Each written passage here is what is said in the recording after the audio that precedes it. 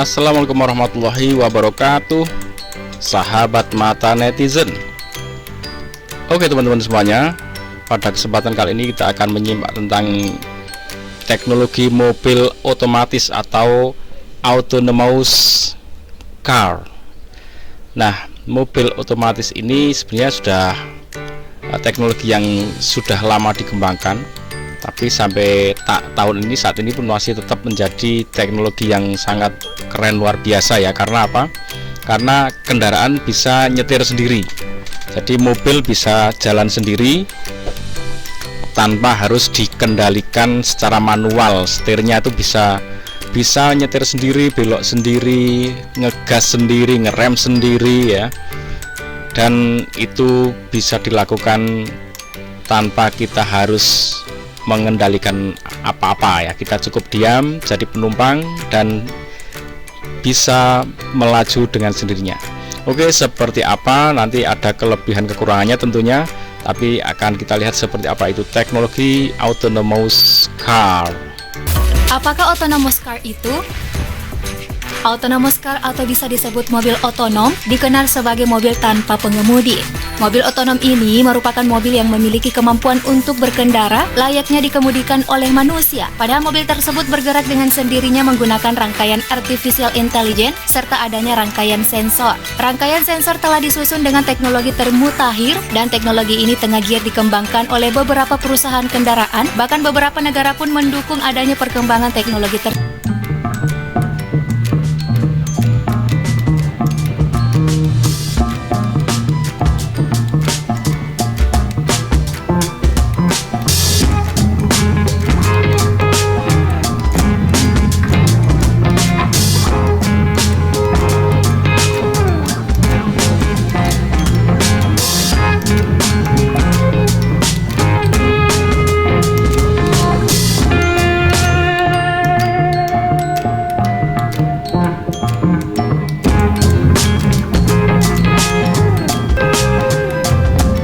Bagaimana cara kerja autonomous car? Mobil otonom mengandalkan sensor, aktuator, algoritma kompleks, sistem pembelajaran mesin dan prosesor yang kuat untuk menjalankan perangkat lunak. Salah satu aspek teknologi kendaraan yang digunakan pada kendaraan otomatis adalah ACC atau Adaptive Cruise Control. Sistem ini mampu menyesuaikan kecepatan kendaraan secara otomatis untuk memastikan jarak aman dari kendaraan di depannya. Fungsi ini bergantung pada informasi yang diperoleh dengan menggunakan sensor pada kendaraan dan memungkinkan mobil melakukan tugas-tugas seperti mengerem saat mendeteksi kendaraan mendekati kendaraan di depan. Informasi ini kemudian diproses dan instruksi yang sesuai dikirim ke aktuator di dalam kendaraan yang mengontrol tindakan responsif mobil seperti kemudi, akselerasi, dan pengereman. Bermula dari komputer vision atau LiDAR menjalankan tugasnya di mana serangkaian kamera saling terkoneksi untuk memberi gambaran terhadap keadaan sekitar. Gambar atau video yang dikirimkan dari kamera ini diproses oleh komputer dengan kemampuan machine learning. Nah, tugas machine learning adalah melabeli setiap objek yang tampak dalam gambar atau video tersebut seperti mobil, pejalan kaki, rambu-rambu lalu lintas, dan sebagainya. Kemudian data yang berasal dari kamera ataupun LiDAR tadi digabung dengan data dari sensor lain.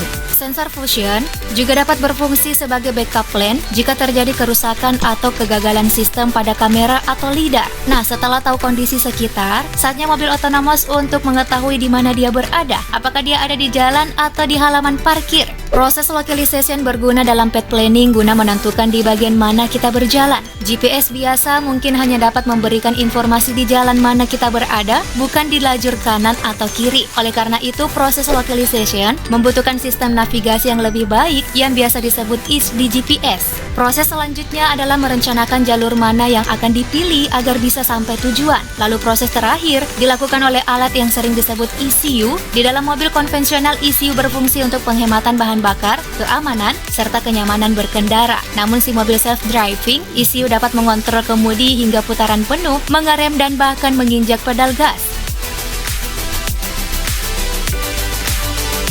Apakah hal positif yang kita dapatkan dari mobil otonom?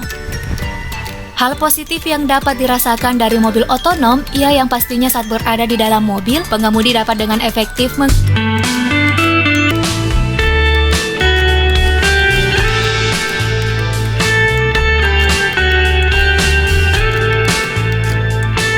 kerja. Dengan kelemahan ini, autonomous car sangat tidak recommended dipakai di tempat yang sulit dijangkau dengan akses internet, misalnya di daerah pegunungan atau daerah terpencil. Penyalahgunaan oleh oknum tertentu juga rentan terhadap serangan kerusakan dan lain-lain. Oke teman-teman, jadi kalau dia tergantung dengan internet, nah itu berarti masalah jaringan ya. Ini baru cocok di kota-kota besar yang fasilitas internetnya bagus. Kalau di pegunungan atau pedalaman tentunya akan bermasalah. Tapi mungkin bisa yang sensor-sensor yang bukan sifatnya internet, yang sifatnya langsung ya. Misalkan sensor kayak itu loh, kalau anak-anak bikin lomba robotik itu kan dia bisa mencari tracker, nge-track medan ya, belok ke sana kemari, muter, wah ikutin medannya, ada sesuai jalur. Nah, ada sensor-sensor yang langsung itu ya bisa lah ya. Kemudian ada sensor, ada kendaraan di depannya, di belakangnya, di sampingnya, ada pohon, ada tembok, pembatas dan sebagainya. Itu semuanya bisa direkam dan bisa diterjemahkan dan bisa untuk memutuskan pergerakan kendaraan itu ya. Sebenarnya bisa lah ya, nggak ada masalah. Oke, tapi ini sampai saat ini masih jadi teknologi yang keren dan mahal juga ya, karena ini semuanya sensornya jadi sangat banyak ya. Semakin banyak sensor, otomatis semakin banyak sistemnya dan semakin mahal. Kalau terjadi kerusakan juga akan sangat mahal biaya perbaikannya. Tapi kadang kalau sudah didesain semuanya serba komputerisasi itu, antara mahal dan nggak mahal itu kadang bedanya tipis. Kadang kalau kerusakannya itu hanya sangat ringan, maka dia hanya butuh instalasi saja, dicolok kemudian di reset pabrik atau apa ya, seperti HP, seperti komputer ya, dia akan normal lagi ya. Kalau kerusakannya bersifat software, kayak mobil-mobil sekarang juga sudah seperti itu,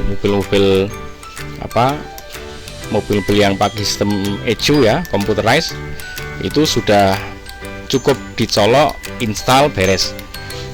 Tapi itu juga butuh tempat yang khusus ya, karena alat untuk instalasi itu menjadi alat yang mahal, tidak bisa dimiliki oleh bengkel-bengkel kecil karena itu menjadi alat yang sangat mahal. Bahkan hal yang sepele pun juga mahal juga, walaupun cuma hanya pencet enter lalu restart ulang, itu pun jadi mahal karena yaitu alatnya mahal ya, walaupun mengerjakannya sangat sepele, sangat mudah bagi teknisi yang sudah ahli. Oke teman-teman, semoga informasi yang bermanfaat, membuka wawasan kita. Ikuti terus Mata Netizen. Assalamualaikum warahmatullahi wabarakatuh.